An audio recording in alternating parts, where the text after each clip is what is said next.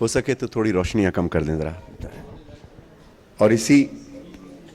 دربار شام میں بیٹھیے، اور اسی دربار شام میں ایک منظر پیش کر رہا ہوں. قبلہ ترابی صاحب نے اور قبلہ علی مقام نے قیامت کے مصائب پڑھ دیے کہ شمر کہتا تھا کہ یہی ماں ہے علی اکبر کی. شمر کہتا تھا کہ یہی ماں ہے علی اکبر کی، جس کا ایک ہاتھ کلیجے پہ دھرا رہتا ہے کہ شام ہوتی ہے تو قبلہ نے حارث بن نوفل ملعون نے سونے نہ دیا بی بی کو کہ شام ہوتی ہے تو اونٹوں سے اترتے ہیں حرم. شام ہوتی ہے تو اونٹوں سے اترتے ہیں حرم، پر سر شاہ تو نیزے پہ چڑھا رہتا ہے. سقائے سکینہ مولا غازی ایک مصائب پڑھا ہوں، آپ قبول فرمائیے گا کہ ہے یہ شرمندگی پانی کے نہ پہنچانے کی کہ نیزے پہ بھی سر عباس جھکا رہے. قبلہ علامہ عرفان درابدی نے مصائب پڑھے، اس کے بالوں پہ ہاتھ پھیر کے اس کو پیار کیا اپنی بیٹی کو، اور پلٹ کے چھوٹی شہزادی سے کہتا ہے کیا تجھے بھی تیرا بابا ایسے ہی پیار کرتا؟ تو یزید کی زوجہ نے اپنی بیٹی کو سجا کے جب زندان شام میں آئی ہے، یزید کی بیٹی نے شہزادی سکینہ کو دیکھا ہے. اب جملہ سن لینا، میرا ایمان ہے کہ جن کے والدین دنیا میں نہیں ہیں اس وقت وہ بھی مجلس میں آئے. تو آن کے ہند کی بیٹی نے سکینہ سے کہا،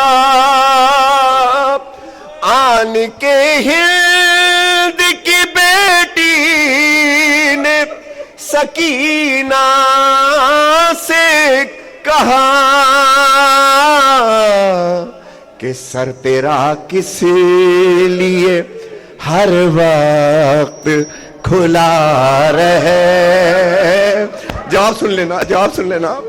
ابھی قبلہ نے کہا تھا کہ اس طرح رویا کرو جس طرح کوئی ماں اپنے جوان بیٹے کے غم میں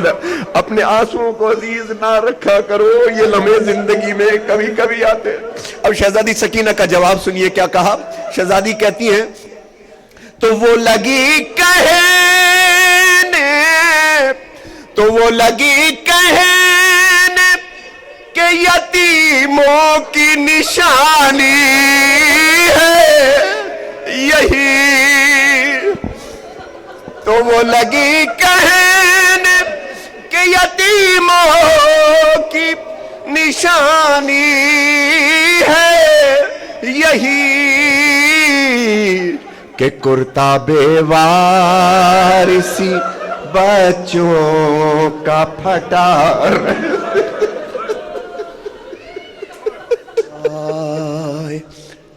سیاہ رات میں زنداں کے در پہ رو رو کر سکینہ کہتی ہے بابا یہ شب ستاتی ہے، جدائی آپ کی اس پر یہ خاک کا بستر، کہیں اندھیرے میں بچوں کو نیند یہ سن کے زینب مظلوم بولی غم نہ کرو، کہانی کہتی ہوں میں ایک، سنو سکینہ سنو سکینہ کہانی سنو۔ زندان شام کی خاک پر میری شہزادی بیٹھ گئی گود میں، سکینہ کو بٹھا کے بالوں میں ہاتھ پھیر کے اپنا ہی واقعہ ایسے سناتی ہے کہ معصومہ کے دل پہ چوٹ نہ لگے۔ پہلے ہی مصرے میں پوری مرثیہ ہے، مجلس ہے۔ سکینہ، اللہ ساتھ عزت ساتھ خیریت کے اپنے گھر جاؤ، سب ساتھ عزت ساتھ خیریت کے اپنی ہر شان کو پاؤ۔ اب جملہ سننا، سکینہ کہانی سنو، ایک شہنشاہ تھا یثرب میں رہا کرتا تھا، اس کا گھر وہ تھا کہ قرآن جہاں اترا تھا،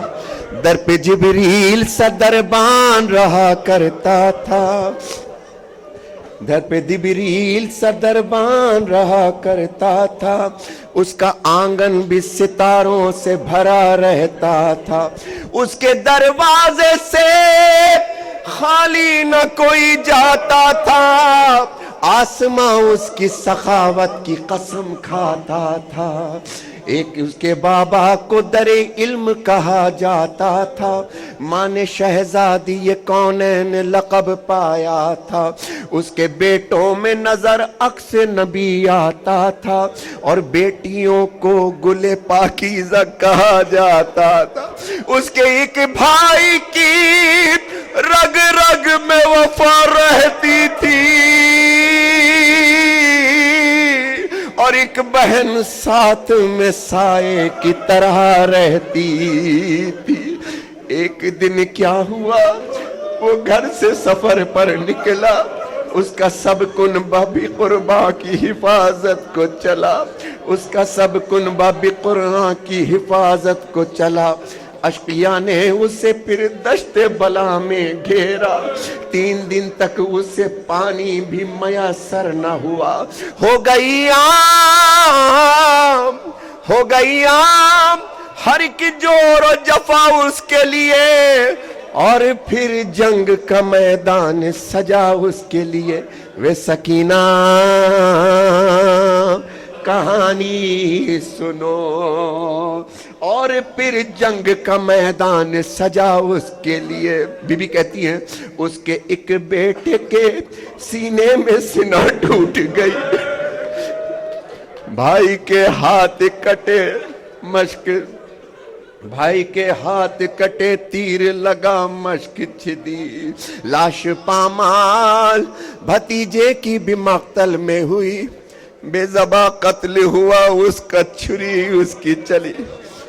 اب مصرع سنو جس کے لیے میں نے اندھیرا کیا ہے، یہ شام ایک ایسی شام ہے جو کسی مومن کے دل سے نہیں ہے۔ بے زباں قتل ہوا اس کا چھری اس پہ چلی، اس شہنشاہ کے کنبے پہ غریبی چھائی، بجھ گئے سارے دیے شام غریب آئی، خیمے جلنے لگے نزدیک ستمگر آئے، اس شہنشاہ کی بچی نے تماچے کھائے، کان زخمی ہوئے خون آنکھوں سے ٹپکا ہائے، اور ڈھونڈنے باپ کو مقتل میں وہ کیسے جائے، ارے جلتے دامن کو لیے گنج شہیدہ میں گئی، رسی گردن میں بندھی شام کے زندان میں گئی۔ پھر سکینہ نے کہا، بس میں نے ختم کیا، پھر سکینہ نے کہا پھوپھی اماں کہ رہتے ہیں وہ لوگ کہاں، بولی زینب کے ہوئے سب وہ اسیر زندہ، قصہ آخر ہوا نیند آئی نہ تم کو میری جان، بولی رو رو کے سکینہ پھوپھی اب نیند کہاں، ارے تم تو کہتی تھی کہانی سنو نیند آتی ہے، اس کہانی سے میری نیند اڑی جاتی، بولی رو رو کے بولی رو رو کے سکینہ یہ میرا قصہ ہے، اس کہانی کا شہنشاہ میرا بابا ہے، نیزہ جس کے لگا